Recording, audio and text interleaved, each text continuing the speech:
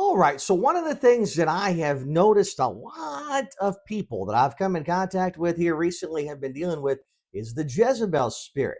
So, let's fully expose the tactics of this spirit. But before we get into that, I'm going to give you some keywords. We're going to go over some keywords here, things such as manipulation, control, screaming, mood swings, hates prophets, hates men, lies, desires power, appears spiritual, targets pastors, nasty, critical, judgmental, false prophet.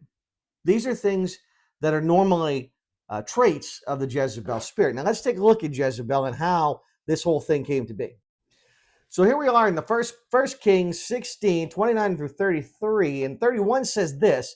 Let me back up. 29 says this, in the 38th year of the Asa, the king of Judah, Ahab, the son of Amari, became the king of Israel, and he reigned in Samaria over Israel for 22 years. So here's Ahab. He did more evil, the word says, in the eyes of the Lord than any of those before him. He not only considered it trivial to commit sins of Jeroboam, son of Nebat, but he also married Jezebel, daughter of Ethabal, king of the Syrians, and began to serve Baal and worship him. He set up an altar for Baal in a temple, as you can see here, of Baal that he built in Samaria. So how does that come into place with Jezebel? Well, as you can see here, we have two different things, the Jezebel spirit and the Ruth spirit. The Jezebel spirit in Ahab, and then the Ruth spirit in Boaz. So the Jezebel spirit, as you see here, rules her husband. She loves to manipulate. She falsely accuses the godly. She uses lust to control, and she claims to be religious.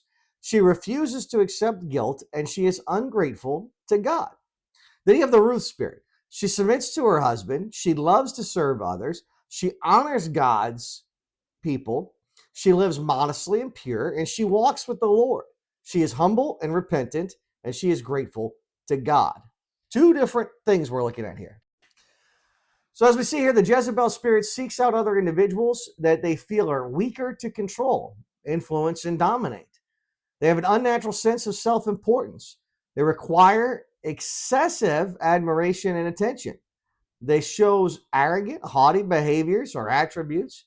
They lack self-control, unable to control emotional outbursts, unconcerned with affecting others, exploitive, abusive, takes advantage of others to achieve his or her own goals, manipulative, totally void of empathy with falsely mimic empathy to seduce and control their victims. Falsely mimic